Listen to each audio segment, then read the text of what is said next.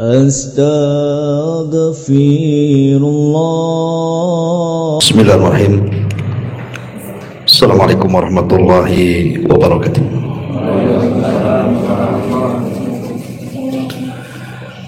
Alhamdulillah wassalatu wassalamu ala Rasulillah wa ala alihi wa sahbihi wa mawalah wa la hawla wa la quwata illa billahi wa ba'du. Alhamdulillah, di malam hari ini mari kita duduk untuk bermajelis ilmu, dan malam ini kita lanjutkan kajian tafsir surat selanjutnya. Kita akan menjelaskan tentang tafsir surah At-Tariq. Surah At-Tariq ini secara tertib di dalam mushaf masuk pada surat ke-86 dengan jumlah ayat 17,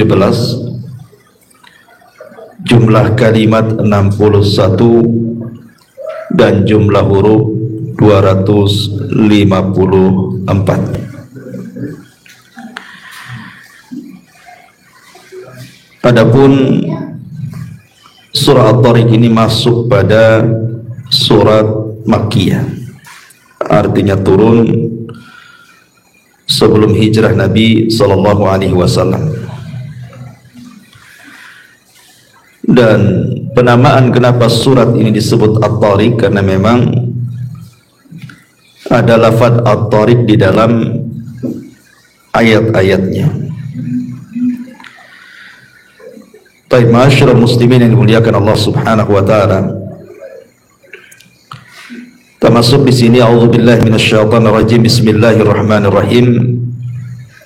Was-samaa'i wat-tariq. Wa ma adraka mat-tariq, an-najmu thaqib. Was-samaa' demi langit, wat-tariq dan yang datang pada malam hari. Wa ma adraka mat-tariq, dan tahukah kamu apa yang datang pada malam hari itu? Maka Allah Subhanahu wa taala menjawab, an-najmu ats-tsaqib, yaitu bintang yang bersinar tajam. Baik. Di sini Allah Subhanahu wa taala bersumpah dengan dua perkara.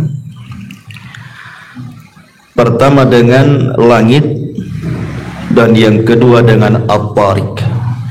Yang dimaksud Tariq di sini tadi dijelaskan adalah bintang yang bersinar tajam. Di dalam Al-Quran Allah Subhanahu wa taala selalu bersumpah dengan langit. Kenapa demikian? Karena kita tahu bahwa langit ini salah satu tanda yang sangat besar tentang wujudnya Allah Subhanahu wa taala. Secara bahasa, langit itu wa ma fawqa ra'si fahuwa as-sama. Setiap yang di atas kepala itu disebut langit. Jadi setiap ma'ala wartafa, sesuatu yang meninggi, itu disebut langit. Makanya kalimat sama itu ada dua makna. Pertama secara hissi, dan yang kedua secara ma'nawi. Adapun secara hissi maksudnya yang bisa disentuh dengan panca indera, itu disebut hissi, bisa dilihat, bisa dipandang. Seperti ketika Allah Subhanahu wa taala mengatakan, wa anzalna minas samai ma'an, dan Allah turunkan dari langit air. Apa makna langit di sini? Maksudnya awan. Kata-kata langit dalam ayat ini maksudnya Allah turunkan dari awan itu air hujan. Dan awan itu sesuatu yang hissi, nampak gitu ya. Berarti makna as-sama langit itu bisa berupa hissi, bisa tampang. Seperti awan yang kita lihat itu juga disebut langit dalam bahasa Arab. Dan Allah katakan wa anzalna minas sama, dan kami turunkan dari langit, maksudnya dari awan itu air hujan maksudnya. Dan ada juga makna sama itu secara maknawi, secara makna, seperti ketika kita menjelaskan tentang Sayyidul Anbiya wal Mursalin. Nabi SAW disebut Sahibus Sumu, dia pemilik langit, maksudnya karena ketinggiannya. Baik secara hissi, karena Rasul juga pernah naik ke langit pertama, kedua, sampai ke Sidratul Muntaha. Ataupun secara maknawi karena akhlaknya, ketinggiannya, ilmunya, pengetahuannya, keutamaan yang Allah berikan tinggi di atas segala makhluknya. Itu bicara tentang kalimat sama, bisa diambil dari kalimat sumu. Tetapi di sini Allah Subhanahu wa taala bersumpah dengan was-sama, dengan langit itu. Langit itu salah satu daripada makhluk-makhluk Allah Subhanahu wa taala yang sangat besar sekali. Dan kalau kita melihat banyak keajaiban-keajaiban yang Allah Subhanahu wa taala letakkan di langit. Bagaimana Allah Subhanahu wa taala membangun langit itu sedemikian rupa sampai ada 7 lapis. Yang kita tidak tahu berapa panjangnya, berapa lebarnya, berapa besarnya gitu. Belum lagi di situ banyak para malaikatnya. Dan Allah Subhanahu wa taala turunkan rizki dari langit, kemudian Allah angkat amalan-amalan yang baik ke langit, dan begitu seterusnya. Intinya bahwa Allah menjadikan sumpah dengan langit itu adalah sebagai tanda-tanda yang sangat besar tentang wujudnya adanya Allah Subhanahu wa taala dan kemahabesaran dan kemahakuasaan Allah sebagai sang Khalik pencipta langit dan bumi. Ma'asyiral muslimin yang dimuliakan Allah Azza wa Jalla, itu bicara tentang langit. Kemudian di sini bicara tentang wat-tariq. Apa sih tariq ini? Secara bahasa, tariq itu kalau antum masuk ke rumah kemudian mengetuk pintu, nah itu disebut at-tarqu namanya. Kalau antum masuk rumah mengetuk pintu, tuk tuk tuk tuk, itu disebut dalam bahasa Arabnya at-tarqu, mengetuk. At-tariq ini izin fa'il, artinya orang yang mengetuk dalam bahasa Arabnya kan. At-tariq itu orang yang mengetuk. Kemudian di sini Allah Subhanahu wa taala hubungkan dengan langit. Pertanyaannya, siapa yang mengetuk langit? Siapa yang mengetuk pintu langit di sini? Ma'asyiral muslimin yang dimuliakan Allah Azza wa Jalla, sedikit saya akan gambarkan mungkin agak panjang lebar tentang masalah kalimat at-tariq di sini. Ma'asyiral muslimin yang dimuliakan Allah Azza wa Jalla, kita tahu bahwa langit itu ada pintunya. Makanya sebagian para ulama ketika bicara tentang peristiwa Isra Mi'raj, kenapa Nabi SAW tidak naik ke langit lewat jalur Mekah? Kenapa mesti ke Masjidil Aqsa? Baik naiknya atau turunnya? Kenapa ketika naiknya okelah lewat Masjidil Aqsa, turunnya kenapa nggak langsung ke Mekah saja? Kenapa mesti ke Masjidil Aqsa lagi? Ada sebagian para ulama mengatakan bahwa karena memang pintu langit itu garis lurusnya sama dengan Masjidil Aqsa, makanya harus dari Masjidil Aqsa naiknya. Ini ada yang beristimbat seperti itu. Intinya bahwa langit itu ada pintunya. Makanya Allah mengatakan wa futihatis sama fakanat abwaba. Dan ketika langit itu dibuka, ternyata di langit itu ada pintu-pintunya. Lah pintu langit itu terkadang dibuka, terkadang ditutup. tergantung siapa yang naik dan siapa yang turun. Di dalam Al-Quranul Karim, tepatnya dalam surah Fatir ayat 10, Allah Subhanahu wa ta'ala mengatakan, "Man kana yuridul izzata falillahil izzatu jami'ah, ilaihi yas'adul kalimut tayyibu wal amalus salihu yarfa'u." Barang siapa yang menghendaki kemuliaan, maka bagi Allah lah kemuliaan semuanya. Kepada dialah naik perkataan-perkataan yang baik dan juga amalan-amalan yang saleh dinaikkan kepada Allah. Tentu ketika amal saleh naik ke langit, harus dibuka pintu-pintunya supaya bisa naik, ya. Dan al-kalimut thayyib, maksudnya perkataan yang baik itu kan ada dua macam. Pertama yang berhubungan dengan Allah, seperti berzikir, kemudian berdoa, membaca Al-Quran, itu namanya perkataan yang baik. Kalau menyangkut manusia, seperti al-amru bil ma'ruf wan nahyu anil munkar, mengajak manusia kepada kebaikan, mencegah dari kemungkaran, ataupun memberikan nasihat kepada orang, ataupun membahagiakan orang dengan ucapan-ucapan yang indah dan membahagiakan, dan itu amalan terbaik.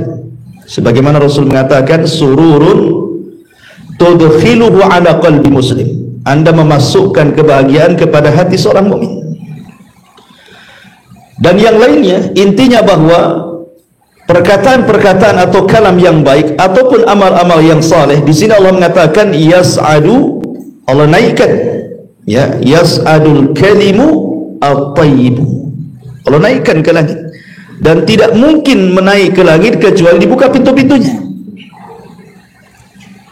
Ma'asyiral muslimin yang dimuliakan Allah Azza wa Jalla, ada waktu-waktu pintu langit itu dibuka. Kapan itu? Sebagian para mengatakan pertama qabla zuhri, sebelum zuhur pintu langit dibuka. Dan ini berdasarkan sabda Nabi SAW, inna abwabas samai tuftahu ila zawali syamsi, sesungguhnya pintu-pintu langit itu akan dibuka sampai waktu zawal. Zawal itu artinya masuk zuhur, ketika matahari tergelincir ke arah barat sedikit, itu disebut zawal, masuknya waktu zuhur, ya. Kemudian Rasul mengatakan, fala turtaju hatta yusalla zuhru, hatta yusalli zuhru fa uhibbu an yus'ad li fiha khairun. Dan tidak mungkin ditutup sampai orang itu melaksanakan sholat zuhur, dan saya suka kalau seandainya kebaikanku diangkat ke langit. Dari sini menunjukkan bahwa waktu sebelum zuhur sampai pelaksanaan sholat zuhur, pintu langit dibuka. Kemudian setelah itu ditutup lagi, ya. Kemudian yang kedua, inda kulli adhan, setiap seorang muadzin mengumandangkan adzan. Dan itu disebutkan dalam hadis Nabi SAW juga, idza nudiya bis salati futihat abwabus sama. Apabila nudiya artinya seseorang mengumandangkan adzan untuk salat, maka pintu-pintu langit akan dibuka dan juga doa-doa akan diijabah. Ini yang kedua. Yang ketiga, indar ribat baina salataini, indar ribat baina salataini, sebagaimana Rasul mengatakan, abshiru hadza rabbukum qad futiha baban min abwabis sama yubahi bikumul malaikah. Ketika seseorang menjaga di perbatasan antara negara Islam dan negara kafir, dan dia menunggu dua sholat, mungkin zuhur ke asar, asar ke maghrib, dan begitu seterusnya, artinya diperuntukkan untuk siapa? Para mujahidin. Di mana Rasul mengatakan, absyiru, berbahagialah kalian, inilah Rabb kalian sudah membuka pintu dari pintu-pintu langit, dan para malaikat berbangga dengan kalian. Ini yang ketiga. Yang keempat, inda muntasifil lail, ketika pertengahan malam. Ada yang mengatakan juga sepertiga malam akhir.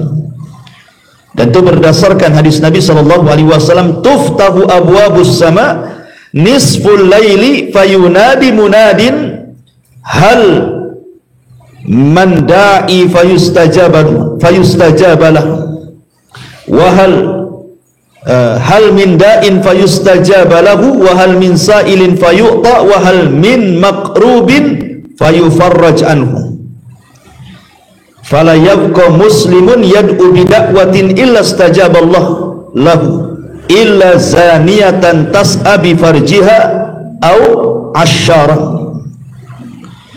Kata Nabi SAW, akan dibuka pintu-pintu langit itu setiap pertengahan malam.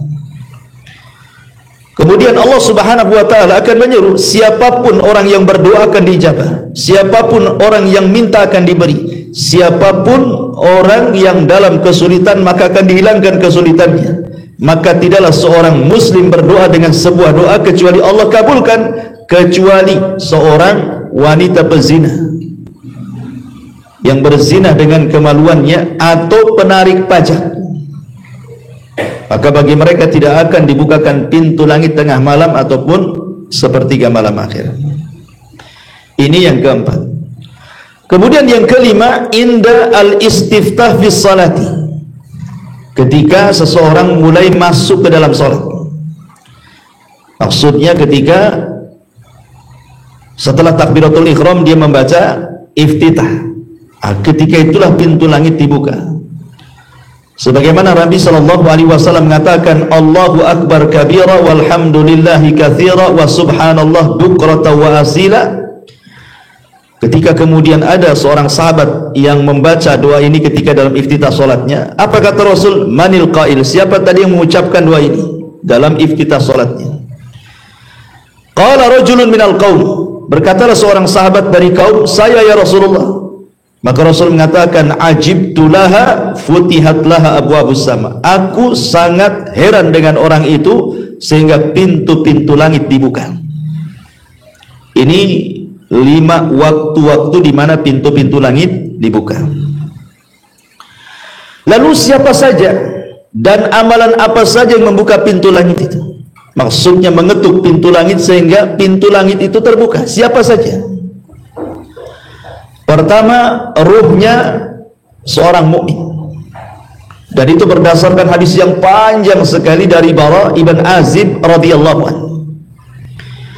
Ketika Nabi SAW menjelaskan tentang ruhnya seorang mukmin ketika dicabut, maka akan disediakan kain kapan dari sorga, wewangian dari sorga, kemudian akan diangkat ke langit, dan bau harumnya semerbak sehingga malaikat mengatakan, ini ruhnya siapa? Maka dikatakan fulan ibn fulan. Maka yang mengantarkan ruh ke langit ini kemudian mengetuk pintu langit dan dibukanya. Maka ruhnya seorang mukmin akan naik ke langit kedua, dibukakan pintu langit kedua, kemudian naik lagi ke langit ketiga, dan begitu seterusnya sampai melewati langit ketujuh. Kemudian berjumpa dengan Allah Azza wa Jalla, dan Allah katakan kembalikan rohnya ke dalam jasadnya dan angkat catatannya fil illiyin. Ini yang pertama. Jadi kalau ada ruhnya para nabi yang meninggal, ruhnya wali-wali saleh, ruhnya para syuhada, ruhnya para siddiqin dan orang-orang saleh dari kalangan kaum mukminin, maka ruh-ruh inilah akan menembus dan akan memukul pintu langit sehingga terbuka, sehingga mereka bisa menembus langit. Ini yang pertama. Yang kedua, Nabi SAW sendiri, kapan itu? Saat peristiwa Isra dan Mi'raj. Saat peristiwa Isra Mi'raj, Nabi SAW diantar malaikat Jibril. Kemudian malaikat Jibril membuka pintu langit, dan penjaga pintu langit mengatakan, man, siapa? Kata Jibril, saya Jibril. Waman ma'ak, siapa yang bersamamu? Muhammad. Awa qad uhiya ilaih, sudahkah diperintahkan naik? Kata Jibril, sudah. Maka malaikat penjaga pintu langit kemudian membukanya. Dari sini tidak sembarang orang itu naik ke langit kan. Pernah saya jelaskan ketika saya menjelaskan Isra Mi'raj tentang peristiwa orang naik ke bulan. Bulan ini posisinya di mana? Kan itu ya. Posisi bulan ini di mana? Apakah di atas langit ataukah di bawah langit? Kalau seandainya dia di atas langit, berarti kalau ada orang ingin naik ke bulan harus lewat pintunya. Karena Nabi SAW saja ketika Isra Mi'raj harus mengetuk pintunya kan, baru dibuka. Pertanyaannya sekarang, bulan itu di bawah langit atau di atas langit? Kalau seandainya bulan di atas langit, berarti mustahil Neil Armstrong itu sampai ke bulan. Karena dia harus mengetuk pintu langit. Assalamualaikum. Waalaikumsalam. Siapa? Neil Armstrong. Sudah diperintahkan? Sudah. Kayak gitu ya. Berarti kan tidak mustahil Neil Armstrong ke bulan kan? Kalau seandainya bulan di atas langit. Tapi kalau bulan di bawah langit, mungkin. Karena tidak harus melewati pintu. Tidak mustahil maksudnya. Walaupun peristiwa Neil Armstrong ini juga masih diragukan tentang apakah dia betul-betul naik ke bulan atau tidak kan begitu. Ada yang mengatakan bahwa ketika dia sampai di bulan katanya menancapkan bendera, berkibar-kibar pula benderanya. Karena di sana tidak ada oksigen. Kok bisa berkibar-kibar? Berarti ada angin. Ya, jangan-jangan di gurun pasir kan itu. Gitu ya. Kemudian juga secara logika ilmiah, itu pesawat itu diapit dengan 3 pesawat kan, lepas satu, naik lagi pesawatnya, lepas satu, sampai yang ketiga itulah yang ke bulan. Pertanyaannya cemana mendaratnya tuh? Ada bandara di sana kan itu ya. Kemudian yang kedua, cemana pula turunnya? Jadi ini pertanyaan-pertanyaan yang harus dijawab juga kan. Nah, kenapa sampai hari ini cuma dia saja, padahal peralatan di zaman sekarang lebih canggih dibandingkan zaman dulu. Harusnya kalau Armstrong berhasil ke bulan, setelahnya harus lebih bisa lagi kan, karena namanya teknologi kan berkembang begitu. Wallahu alam kan itu. Intinya bahwa Nabi SAW adalah orang yang pernah mengetuk pintu langit bersama Jibril, kemudian pintu langit itu dibuka. Ini yang kedua ya. Kemudian yang ketiga, hadis Nabi SAW ketika bicara soal keutamaan surah Al-Fatihah dan surah khawatim akhir-akhir daripada surah Al-Baqarah, amanar Rasul ila akhir ayat ya. Jadi suatu ketika Rasul itu pernah duduk-duduk bersama para sahabatnya, tiba-tiba dia mendengar sebuah ledakan, dentuman ya. Jadi Rasul kemudian menatap ke langit. Kemudian dia mengatakan, hadza babun minas sama futihal yaum. Ini hari pintu langit sedang dibuka. Jadi dentuman tadi itu karena pintu langit dibuka ya. Lam yuftah qattun ilal yaum, tidak pernah dibuka kecuali hari ini katanya. Kenapa? Fayanzilu minhu malakun, karena ada malaikat yang turun, dan malaikat ini belum pernah turun sebelumnya. Dia turun ke bumi, kemudian mengucapkan salam kepada Rasulullah dan mengatakan, abshir binuraini utitahuma lam yu'tahuma nabiyyun qabla. Bergembiralah, kata malaikat ini, engkau mendapatkan 2 cahaya yang tidak pernah diberikan kepada nabi qablaka sebelum. Kemudian dia mengatakan, Fatihatul Kitab wa khawatim suratil Baqarah. Surah Al-Fatihah dan akhir-akhir surah Al-Baqarah, lan taqra'a biharfin minha illa a'taitahu. Tidaklah engkau membaca satu huruf dari keduanya kecuali engkau akan diberi. Lah, malaikat ini tidak pernah turun sebelumnya. Dia turun itu ingin menyampaikan kabar gembira kepada Nabi, kemudian naik lagi kan gitu, otomatis kan dibuka pintunya. Inilah orang-orang yang pernah naik ke langit, artinya yang menyebabkan pintu langit itu terbuka. Adapun amal-amal yang membuka pintu langit itu banyak. Seperti umpamanya hadis Nabi SAW ketika bicara tentang para malaikat. Jadi para malaikat Berarti kalau tadi kita simpulkan malaikat, kemudian Nabi SAW, kemudian turunnya seorang mukmin. Ya. Dan malaikat yang naik turun ini, saya tambah sedikit, itu bukan bicara tentang masalah surah Al-Fatihah dan khawatim akhir surah Al-Baqarah saja, tidak. Tapi juga ada hadis Nabi SAW ketika Allah Subhanahu Wa Taala membagi tugas kepada para malaikat untuk mencatat amal seorang Muslim di malam dan di siang hari. Kata Nabi SAW, yata'aqabuna fikumul malaikatul laili wa malaikatul nahar. Jadi Allah Subhanahu Wa Taala menggilir malaikat itu untuk mencatat kebaikan manusia. Ingat, yang dicatat kebaikan saja. Dia tidak mencatat keburukan.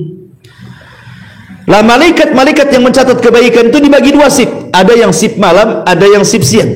Lah kata Nabi SAW, berjumpanya di dua solat. Pertama solat asar, yang kedua solat fajar. Jadi yang mencatat amalan kebaikan, malaikat turun dari langit di waktu manusia sedang solat asar. Kemudian terus mencatat kebaikan sampai waktu subuh. Kemudian sebelum naik, malaikat yang mencatat kebaikan di siang hari turun ketika manusia sedang sholat. Kemudian setelah itu malaikat yang mencatat kebaikan di siang hari terus mencatat sampai di waktu asar. Maka dia yang naik, kemudian malaikat yang mencatat kebaikan di malam hari turun. Jadi malaikat naik turun tuh. Artinya dalam setiap hari asar dan fajar, maka malaikat akan naik turun, otomatis akan membuka pintu langit kan itu. Atau yang sifatnya mingguan, seperti hari Senin dan Kamis. Karena ada hadis Nabi SAW ketika bicara tentang keutamaan hari Senin dan Kamis kan. Dalam Sahih Muslim Nabi SAW mengatakan, tuftahu abwabu as-sama yaumal itsnaini wa yaumal khamis. Pintu-pintu langit akan dibuka setiap hari Senin dan hari Kamis. Maka akan diampuni setiap hamba yang tidak menyekutukan Allah Azza wa Jal, kecuali orang yang ada permusuhan antara dia dengan orang lain, maka orang ini tidak akan diangkat amalannya sampai dia berdamai. Artinya juga setiap Senin dan Kamis kan pintu langit dibuka tuh. Ya. Atau setahun sekali di bulan Sya'ban. Ini bulan Rajab kan? Berarti bulan depan tuh.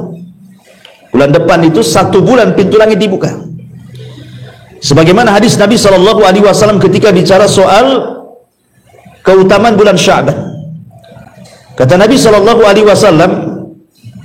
dari hadis Usama ibn Zaid, dia mengatakan, ya Rasulullah, lam araka tasumu syahran minasyuhuri ma tasumu min Sya'ban. Rasul, aku tidak pernah melihat kau banyak puasa sunnah melebihi bulan Sya'ban. Hampir setiap hari gitu. Tapi tidak boleh sama dengan Ramadan. Jadi kalau memang ingin puasa setiap hari, kalau Ramadan pamannya 29 hari, ya kita mungkin dicukupkan sampai 27 hari gitu saja. Kalau yang dipahami maksudnya boleh puasa setiap hari.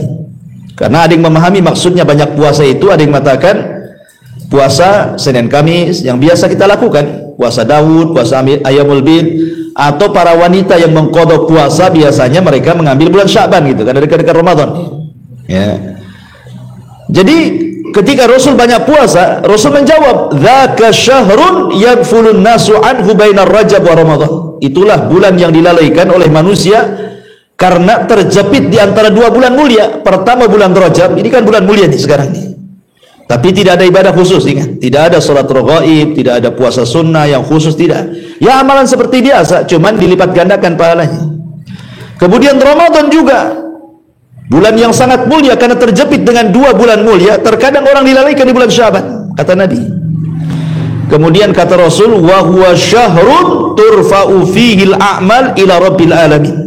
Itulah bulan di mana semua amal-amal hamba akan diangkat menuju Allah. Fa uhibbu an yurfa amali wa ana shaim. Dan saya ingin ketika diangkat amalanku, saya sedang puasa.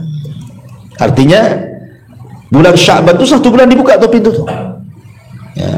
Karena malaikat naik turun tuh. Di bulan Sya'ban setahun sekali, kemudian seminggu sekali Senin Kamis, kemudian setiap hari antara asar dan subuh. Kan itu ya. Adapun tentang kembali kepada amalan-amalan, yang bisa membuka pintu langit adalah da'watul imamul adil, doanya pemimpin yang adil. Pemimpin yang adil kalau berdoa itu melesat ke langit, bisa membuka pintu langit. Yang kedua, doanya orang yang berpuasa saat berbuka. Doanya orang yang berpuasa saat berbuka. Yang ketiga, doanya orang yang dizalimi saat dizalimi. Maka tiga doa ini melesat menembus pintu langit.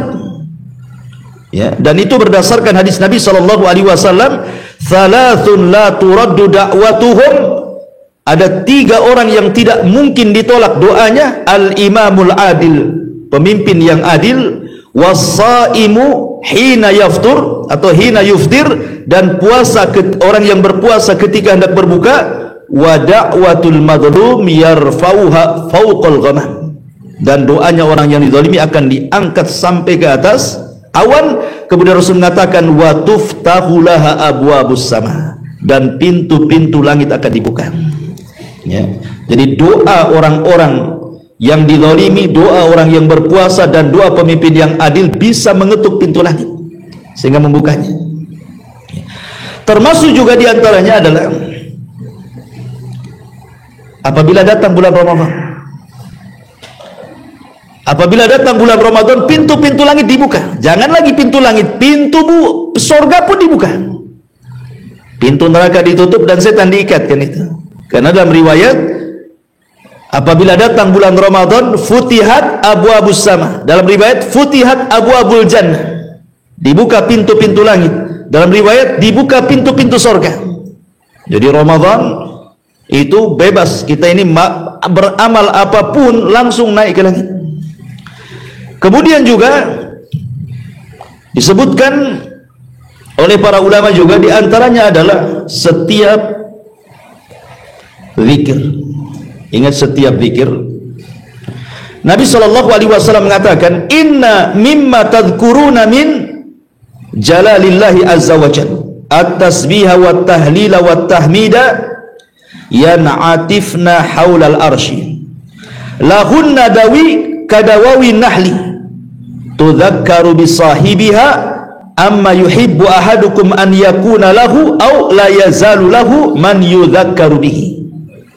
Sungguh kalimat-kalimat zikir yang kalian lafadkan dari keagungan Allah, seperti bertasbih, ucapan subhanallah, bertakbir, ucapan Allahu akbar, bertahlil la ilaha illallah, bertahmid alhamdulillah, akan berputar-putar mengelilingi arsy Allah. Otomatis kalau berputar-putar mengelilingi arsy Allah berarti menembus langit, ya kan? Karena dia akan berputar-putar mengelilingi arsy Allah, zikir-zikir itu. Kemudian kalimat-kalimat zikir tersebut mengeluarkan suara seperti suara lebah, menyebut-nyebut nama orang-orang yang melafadkannya. Jadi tasbih, tahlil, takbir ataupun tasbih itu akan bersuara itu di atas arsy itu, berkeliling di arsy itu, dan menyebut-nyebut siapa yang sedang mengucapkannya itu. Subhanallah kan? Lah ini perkara-perkara menjadikan kemudian pintu-pintu langit itu terbuka. Kembali kepada tafsir, ya. Jadi sini Allah Subhanahu wa taala mengatakan was-sama'i wat-tariq. Jadi makna at-tariq itu artinya at-tarku, mengetuk. Itu secara bahasa, mengetuk pintu langit. Disebutkan oleh Imam At-Tabari rahimahullahu ta'ala dalam tafsirnya, aqsama rabbuna bis-sama'i wa bit-tariq alladhi yatruku laylan minan nujumi al-mudhi'ati wa yahfa naharan wa kullu ma jaa laylan faqad taraka. Kata Imam Al-Qurtubi rahimahullahu ta'ala, Allah bersumpah dengan langit dan dengan tariq. Makna tariq di sini artinya yang mengetuk tengah malam. Maksudnya yang nampak tengah malam dari bintang-bintang yang menembus cahayanya sampai ke bumi. Dimana kalau datang di siang hari maka tidak akan muncul bintang-bintang itu.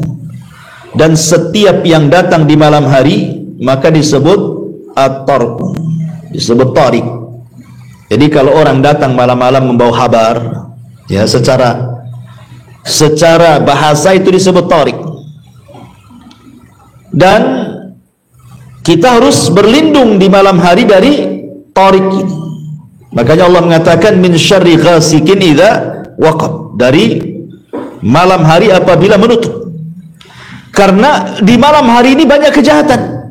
Bisa saja tukang sihir menyihir, kita membawa sihirnya, ya, atau orang hasad mengirim hasadnya, atau orang hendak mencuri mengambil barang kita gitu, atau menghabarkan sesuatu yang buruk bagi kita. Makanya kita disuruh berlindung kepada Allah Subhanahu wa taala dari perkara ini, kecuali kalau yang datang di malam hari itu membawa kebaikan, ya. Dan itu disebutkan dalam sebuah hadis dari Abdurrahman ibn Khunais radhiyallahu anhu. Jadi ada seorang laki-laki datang kepada Nabi sallallahu alaihi wasallam, datang kepada Abdurrahman ibn Khunais dan mengatakan, "Kaifa sana'a Rasulullah sallallahu alaihi wasallam hina kadathu syayatin?" Ya Abdurrahman, saya ingin tanya sama kamu. Kalau malam-malam Nabi sallallahu alaihi wasallam diganggu setan itu, apa yang dilakukan Nabi? Maka kata Abdurrahman ibn Khunais ini, "In hadaratis syayatin minal audiyati wasyi'ab yuriduna Rasulullah sallallahu alaihi wasallam fahamma syaitan ma'ahu syu'latun min narin an yuhriqa biha Rasulullah sallallahu alaihi wasallam." Jadi dulu ada kisahnya, kata Abdurrahman. Jadi setan-setan itu datang dari lembah-lembah, dari hutan-hutan dulu, menghampiri Nabi sallallahu alaihi wasallam, hendak membakar Nabi, membawa api hendak membakar Nabi. Lah ketika Rasul melihat api itu, dia kaget gitu ya.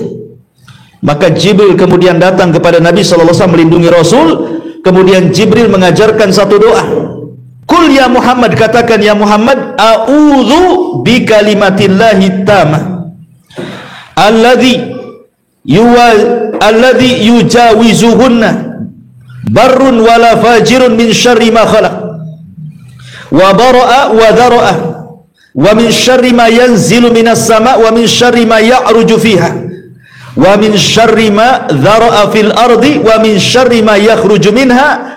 Di sini syahidnya, wa min syarri fitanil laili wan nahari wa min syarri kulli tariq. Di sini ada lafaz wa min syarri kulli tariq illa tariqan yatruku bi khairin ya Rahman. Kata Jibril, bacalah wahai Muhammad doa aku berlindung dengan kalimat-kalimat Allah yang sempurna, yang tidak akan diterobos oleh orang baik ataupun orang durhaka, dari kejahatan apa yang diciptakan dan dijadikannya, dari kejahatan apa yang diturunkan dari langit dan apa yang dinaikkan ke langit, dan dari kejahatan yang tumbuh di bumi dan yang keluar dari bumi, dan dari kejahatan fitnah-fitnah malam dan fitnah-fitnah siang, serta dari kejahatan yang datang, ya itu makna torik itu ya, yang datang di waktu malam kecuali dengan tujuan baik, wahai Tuhan yang Maha Pengasih. Di sini ada kalimat wa min syarri kulli tariqin illa tariqan yatruku bil khair. Kita berlindung dari setiap yang datang di malam hari, kecuali dia datang membawa kebaikan. Tapi kalau membawa keburukan seperti tukang sihir, ya kan, ataupun orang yang hasad, sedang hasad kepada kita, atau para pencuri yang hendak mengambil harta kita, atau binatang-binatang yang hendak menyakiti kita dari binatang-binatang buas, kita berlindung dengan cara apa? Membaca qul a'udzu birabbil falaq, ya, qul a'udzu birabbil falaq min syarri ma khalaq wa min syarri ghasiq. Nah ini ghasiq itu artinya malam hari, dari setiap kejahatan di malam hari apabila sudah menutupi siang hari atau sudah gelap gulita, karena syaitan itu kekuatannya ada di malam hari. Makanya Nabi Musa ketika mengajak duel tukang-tukang sihir tidak mau di malam hari, tetapi mencari di waktu duha, karena itu lemah-lemahnya kekuatan sihir, ya. Nah, ini juga makna tarik. Tetapi kalau kita melihat kepada ayat Al-Quran yang kita sedang pelajari di sini Allah Subhanahu wa taala sudah menjelaskan apa itu makna tarik. Di sini Allah mengatakan was-sama'i wat-tariq wa ma adraka mat-tariq. Kata Sufyan Ats-Tsauri, kalau dalam Al-Quran ada lafaz wa ma adrak, itu berbeda dengan wa ma yudrik. Adrak fi'lul madhi, yudrik fi'lul mudhari. Kata Sufyan Ats-Tsauri, kalau di dalam Al-Quran antum mendapatkan lafaz wa ma adrak, berarti pasti setelahnya ada jawabannya, ya. apa yang dimaksud dengan wa ma adraktu. Tapi kalau menggunakan fi'lul mudhari wa ma yudrik, maka pasti tidak ada jawaban setelahnya. Berarti perkara itu gaib yang tahu hanya Allah saja. Di sini Allah menggunakan fi'lul madi, artinya ada jawabannya. Ketika Allah mengatakan apa itu tariq, wa tariq, apa itu tariq kan? Maka dijawab langsung an-najmu tsaqib. Berarti tariq di sini maksudnya bintang yang menembus cahayanya, yang sangat terang benderang. Ya. Sama dengan kalimat wa ma adraka mal qariyah. Dijelaskan setelahnya apa itu qariyah. Tapi kalau wa ma yudrik biasa tidak dijelaskan. Wa ma yudrika la'alla sa'ah, ketika bicara soal kiamat. Siapa yang tahu waktunya kiamat? Makanya Allah tidak jelaskan waktunya. Tapi kiamat itu pasti datang. Ya kan? Tapi ketika menggunakan adrak pasti sudah ada jawabannya. Allah memberitahu inilah jawabannya. Lah di sini namanya tafsirul Quran bil Quran namanya. Quran mentafsirkan Quran. Ketika Allah mengatakan was-sama'i wat tariq, apa itu tariq? Tariq itu sesuatu yang datang di malam hari, yang tampak di malam hari dan siang tidak tampak. Apa itu? Ya bintang. Bintang kan hanya tampak di malam hari kan itu ya. Kalau siang hari kan gak ada bintang, kalah dengan cahaya matahari. Makanya Allah mengatakan an-najmu tsaqib. Masyaallah muslimin yang dimuliakan Allah Azza wa Jalla, sering saya ulang-ulang bicara tentang bintang sedikit, bahwa banyak faedah bintang kenapa Allah ciptakan kepada kita. Salah satunya adalah yang pertama zinatu as-sama. Bintang itu diciptakan oleh Allah Azza wa Jalla, entah berapa jumlahnya, karena tidak ada yang tahu jumlah bintang berapa coba. Makanya ketika Rasul bicara tentang ciduk bejana kelak di telaganya, apa kata Rasulullah? Di mana cangkir-cangkir untuk menyiduk di telaganya sebanyak bintang yang ada di langit kan itu. Ka'adadi nujumin fis sama katanya. Artinya tidak ada yang tahu berapa jumlah di langit itu, bintang-bintang itu. Yang nampak saja kita tidak tahu berapa jumlah, apalagi yang tidak tampak kan itu. Tetapi yang jelas bahwa bertebaran bintang di langit itu sebagai penghias. Karena bintang itu kalau hilang di langit menakutkan. Ini mau apa nih langit nih? Kok gelap-gelap nih? Hujan, mau ini, mau itu kan itu ya. Tapi kalau bertebaran bintang, rasanya indah kita ingin menatap langit itu. Karena memang Allah Subhanahu wa taala menjadikan fungsi bintang itu adalah inna zayyana as-samaa ad-dunya bizinatil kawakib. Kami hiasi langit-langit dunia itu dengan hiasan-hiasan bintang. Makanya ditiru kan, apalagi sekarang ini banyak lampion-lampion niru bintang, lampion di mana-mana. Kan itu. Baik, ini yang pertama. Yang kedua, bahwa an-nujum itu dalilun ala azamatillahi azza wajalla wa qudratul khaliqi azza wajalla, menunjukkan tentang keagungan Allah. Karena ada bintang itu yang berlipat-lipat, ratusan bahkan ribuan lipat lebih besar dibandingkan matahari kan itu. Yang kita tidak tahu seperti apa tuh. Bagaimana sang pencipta bintang itu? Itu satu bintang saja itu. Dan menunjukkan kekuasaan Allah. Bagaimana bisa Allah mengatur loh. Dan subhanallah semua pada porosnya. Walaupun sebagian bintang ada yang berjalan ke kanan ke kiri, ada yang bergerak, ada yang tetap gitu ya. Ada yang muncul, ada yang tenggelam dan begitu seterusnya. Tetapi Allah Subhanahu wa taala bisa atur sedemikian rupa sehingga tidak bertabrakan satu dengan yang lainnya. Coba, kalau ini bukan perbuatan Allah, perbuatan siapa? Tidak bisa. Jangankan soal itu, coba jangan ada lampu merah di jalan itu. Biarkan motor mobil itu lalu lalang, apa enggak stres tuh polisi itu? Terus sana sini. Karena waktu saya di Yaman enggak ada lampu merah. Di Yaman tuh pakai lingkaran semua. Wah, semrawut tuh, nggak jelas, ya kan? Yang ada lampu merah saja kadang-kadang bermasalah, main terabas-terabas saja itu kan? Itu sudah ada lampu merahnya. Sekarang lagi ditambah kamera lagi, masih juga diterabas. Ya, diganti pula plat nomornya, biar nggak ketahuan. Pandai itu, sudah motor diganti plat nomornya, ujungnya 8 jadi 6. Nanti nggak terlacak nih motor siapa ini katanya. Ya. Masyaallah muslimin yang dimuliakan, lah bayangkan coba, padahal bintang itu lebih banyak dibandingkan kendaraan tuh. Manusia tidak bisa ngatur. Lah ini kok bisa ngatur gitu ya? Nggak ada yang tabrakan di langit itu. Itu kuasa siapa kalau bukan Allah Azza wa Jalla? Makanya ini menunjukkan apa? Dalilun ala azamatillahi wa qudratuh. Menunjukkan keagungan Allah dan kekuasaan Allah Subhanahu wa taala. Yang ketiga, an-nujum kahidayatil bashar inda safarihim. Bahkan bintang itu dijadikan penunjuk jalan. Dulu sebelum ada kompas, apalagi ada Google Map hari ini, mereka kalau di siang hari mencari alamat itu, petunjuk jalannya pakai gunung biasanya. Tetapi kalau di malam hari mereka menggunakan bintang. Seperti nelayan, orang-orang yang nyasar di padang pasir, di hutan-hutan kan itu. Mereka lihat bintang. Ya. Kemudian yang nomor 4 juga, an-nujumu rujuman lisyayatin. Dan ini juga ada yang memaknai makna tarik. Sebenarnya disebutkan dalam Al-Qurtubi, dalam tafsir Al-Qurtubi, bahwa ketika sebagian para mengatakan sakib, apa itu sakib itu maksudnya? Maksudnya sakib itu adalah gugusan bintang yang melempar setan saat naik ke langit. Sebut sakib, yathkubu syayatin. Karena setan itu mereka naik ke langit untuk mencuri dengar. Ya, kemudian ketika Nabi SAW diutus, maka langit itu kemudian ada penjaganya. Tidak sembarang setan bisa naik ke langit. Kenapa? Karena Allah fungsikan gugusan bintang untuk menembak setan. Nah, itu yathkub artinya. Ada juga mentafsirkan seperti itu.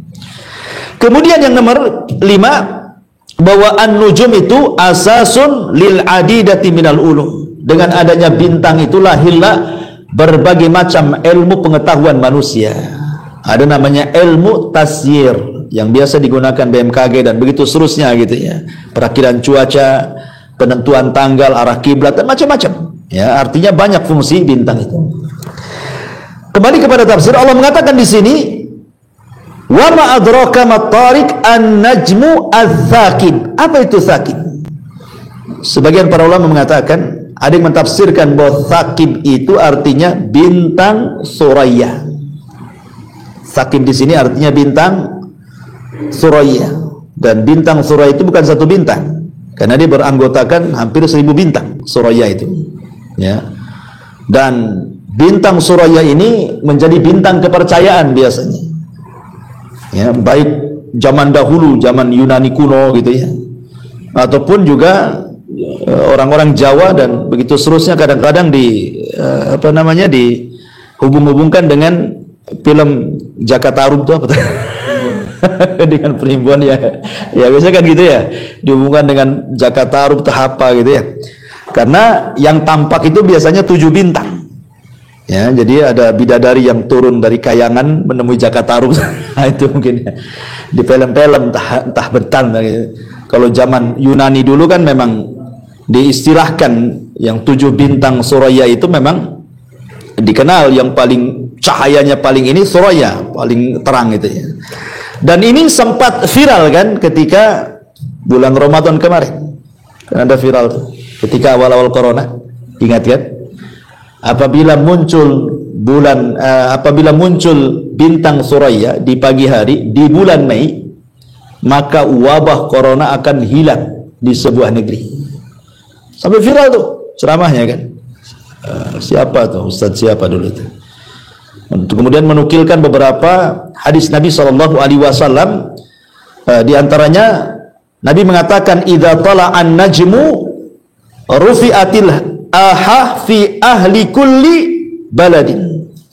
Jadi apabila bintang terbit gitu ya, maksudnya bintang Suraya, maka penyakit akan diangkat dari tiap-tiap negeri gitu. Dalam riwayat Abi Hanifah ada kalimat dza sabahin, maksudnya di waktu pagi ya. Sebenarnya hadis ini memang diambil dari dua-duanya lemah, tidak ada yang sahih. Dua-duanya lemah, tidak ada yang sahih. Sebagaimana dijelaskan oleh Syekh Nasiruddin Al-Albani rahimahullah ta'ala, dan juga sebelumnya, karena juga ini riwayat Abu Hanifah. Jadi seolah-olah bersendirian Abu Hanifah dan Is ibn Sufyan itu dinyatakan dhaif. Apalagi Abu Hanifah ditolak riwayatnya oleh Bukhari, Muslim dan para ulama yang lain, walaupun dia memang gagah dari segi fikih ya. Dari segi fikih, maka dari segi hadis dinyatakan lemah. Abu Hanifah itu dinyatakan lemah karena ya tadi Dia tidak dikenal dari ilmu hadisnya. Makanya Imam Bukhari tidak mengambil hadis dari Abu Hanifah. Ya. Tapi sekalipun anggaplah dua riwayat dari Is bin Sufyan dari jalur Atha dari Abu Hurairah dan juga dari Abi Hanifah dari Atha dari Abu Hurairah itu anggaplah benar, sahih kita katakan. Maka yang dimaksud hadis ini bukan corona maksudnya. Ulama mengatakan bukan corona karena konteksnya ini bicara tentang hama. Sebenarnya bicara konteksnya tentang hama. Karena begini, bulan Mei itu umumnya di Hijaz itu beralih musim dari musim dingin ke musim panas. Biasanya kalau datang musim panas, hama itu tidak akan bertahan lama. Dia akan pergi tuh. Ya. Jadi kalau muncul bintang Suraya di pagi hari, artinya masuk pada bulan Ayar atau bulan Mei istilah kita, ya. Itu memasuki perubahan cuaca itu dari dingin ke panas. Dengan munculnya bintang Suraya itu pertanda bahwa beralihnya musim. Tetapi di sini bukan berarti kemudian bintang Suraya itu yang mempengaruhi terangkatnya wabah. Tidak ada bintang yang punya pengaruh terhadap kejadian-kejadian bumi, tidak ada. Makanya Rasul celah tentang ilmu nujum, perdukunan itu. Karena mereka menganggap bahwa bintang-bintang itu punya pengaruh kan. Jadi kemunculan bintang Suraya di pagi hari itu hanya sekedar pertanda peralihan musim saja dari musim dingin ke musim panas. Dan umumnya bulan Ayar atau bulan Mei itu buah-buahan sudah matang. Dan buah kalau sudah matang jarang terkena hama, ya kan? Jadi konteksnya ini adalah soal jual beli buah-buahan yang ada di tangkainya sebenarnya. Makanya di Islam melarang, tidak boleh kita menjual buah yang ada di tangkainya kalau belum nampak kematangannya kan itu ya. Kayak orang dulu kan biasanya main tembak saja, jual dia apa? Oh, apa? Ijotnya istilahnya. Ya, ini berapa nih? Main tebak saja sekian. Itu kan ada untung ada buntung. Kalau pas kemudian jadi semua, buntung lah itu yang punya mangga. Untung yang membeli kan. Sekali gagal semua datang hama, buntunglah yang membeli, untung pula penjual. Jadi perjudian jadinya kan. Makanya dilarang, Rasulullah SAW melarang tidak boleh jual beli buah-buahan di tangkai sampai jelas-jelas yadu solahuha kan itu. Nampak kematangannya. Karena biasanya kalau buah sudah matang tidak mungkin termakan hama. Ya. Dan itu kejadiannya apabila bintang Suraya itu turun dan itu bertepatan di awal bulan Mei. Tapi entah kemana-mana hadis ini kemudian waktu itu saya masih dengar itu rekamannya bahwa hadis ini dijadikan pertanda hilangnya corona. Rupanya setelah lewat bulan Mei masih juga corona. Lahir pula anak-anak corona tuh dengan berbagai macam anak-anaknya itu. Kan gitu ya. Macam-macam ya, vaksin pun nggak bisa satu kali. Booster pun nggak bisa satu kali, 2 kali sekarang. Kan itu ya. Jadi memang konteksnya bukan itu kata para ulama. Sampai Al-Hafidz Ibnu Hajar sendiri mengatakan dalam Fathul Bari itu, maksudnya diangkatnya wabah itu, hama itu pun tidak semua daerah. Kalau menurut pendapat Ibnu Abdul Bar, maksudnya adalah di daerah-daerah yang ada pohon kurmanya. Tapi kalau menurut Ibnu Hajar, maksudnya di daerah Hijaz. Hijaz itu ya Mekah, Madinah dan sekitarnya, tidak semua. Gitu maksudnya ya. Nah, jadi dibatasi dengan tempat, tidak benar. Jadi riwayat-riwayat ini lau faradna, kalaulah kita terima itu sahih, maka bukan berarti kemudian kalau datang bulan Mei gitu ya, bulan Ayar, muncul bintang Suraya itu di subuh, maka corona akan diangkat dari sebuah negeri. Kenyataannya enggak diangkat-angkat sekarang kan.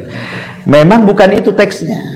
Walaupun seandainya, kalau seandainya hanya sekedar tafaul saja tidak apa-apa. Maksudnya tafaul itu ya berharaplah.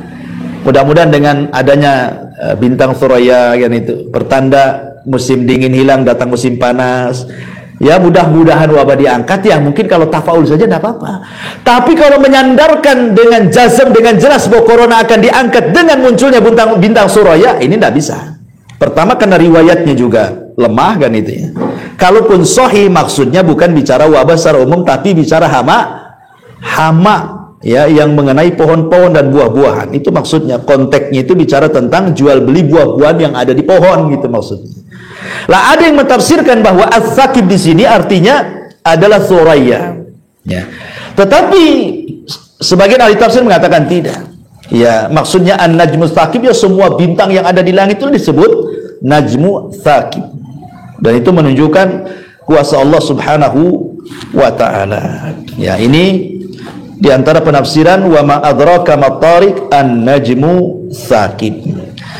Wallahu a'lam ikhwan, saya kira sampai 3 ayat saja. Insyaallah kita lanjutkan minggu depan. Kalau ada yang bertanya silakan kita buat pertanyaan. Iya. Kalau yang kalau hari Jumat kan malaikat turun dan di atas sebelum dibebaskan ini bukan. Enggak. Ya, malaikat yang memang dia bertugas di pintu-pintu masjid. Karena itu turun tidak. Iya. Dia nyatat dia. Pagi-pagi malaikat udah berdiri itu bawa catatan. Yang masuk saf pertama kasih pahala seolah-olah berkorban unta, saf kedua seolah berkorban sapi, saf ketiga seolah berkorban kambing, kemudian saf kelima, keempat ayam, kelima telur ayam. Ya sudah sampai telur ayam. Ya antum kalau saf keenam ya tai ayam. Enggak dapat apa-apa antum. Iya. Kebiasaan kami di sana kalau pohon beli dari tak boleh jual Ijan. buah yang masih ada sawah. Kalau kami kan di Jawa itu cengkeh itu kan kadang-kadang kita kan udah mau panen, kadang-kadang belum mau panen mereka itu udah mereka bawa itu sendiri, jadi dibeli berdasarkan dengan lihat aja pohon, pohon juga punya pohon ini terus itu 300. Iya. Jadi ini kita terima bersih ya. Boleh, nggak masalah. Kalau bagi ahli hibrah seperti menjual buah-buahan dalam tanah, seperti kacang di sawah, kan nggak nampak tuh. Kalau dia punya pengetahuan hibrah, cabut ujung sini, cabut ujung sana, cabut ujung tengah, ini 3 kintal nih, boleh nggak apa-apa. Tapi khusus yang ahli hibrah, memang dia punya perkiraan yang ya kalaupun meleset tidak banyak, nggak masalah ulama. Tapi kalau yang tidak punya hibrah nggak boleh, karena ada unsur perjudian dan gharar di situ. Gimana tidak gharar? Ya, nggak bisa. Ya, karena kalau seandainya tepat sasaran, ya mungkin untunglah pembeli. Sekali tak tepat sasaran, untung pula penjual. Makanya harus ahli hibrah. Ya. Tapi khusus buah-buahan itu tidak bisa. Walaupun ahli hibrahnya yang ngomong ini sekian, memang betul kalau seandainya dia tumbuh semuanya, memang dapat sekian. Tapi masalahnya kan bicara hama di sini. Hama itu tidak bisa dikuasai ahli hibrah. Nggak bisa, karena hama itu sewaktu-waktu datang dan nggak bisa dicegah. Nah itu bicara soal takdir Allah kan begitu. Kita kan hanya mengupayakan saja semprot sana semprot sini. Kalau takdir kan ada hama, tetap aja ada hama. Ya kita hanya mengupayakan. Makanya karena riskan, Rasul mengatakan jangan menjual buah-buahan hatta yabdua silahuha, sampai betul-betul nampak kematangannya atau ketuaannya sudah layak dipanen. Nampak nih mangga memang seminggu lagi mau panen, kan nampak tuh. Atau durian, ini durian masih bunganya udah main terka saja. Ini 1 pohon berapa? 500 juta. Sekali ada hama, lewatlah 500 juta itu. Nangis darah dia. Ya kan? Jadi nggak bisa. Jadi itu masuk pada jual beli gharar nanti maksudnya. Wallahu a'lam. Baik, cukup. Subhanaka wa bihamdika asyhadu an la ilaha illa anta astaghfiruka wa atubu ilaik. Wallahu ta'ala. Assalamualaikum warahmatullahi wabarakatuh.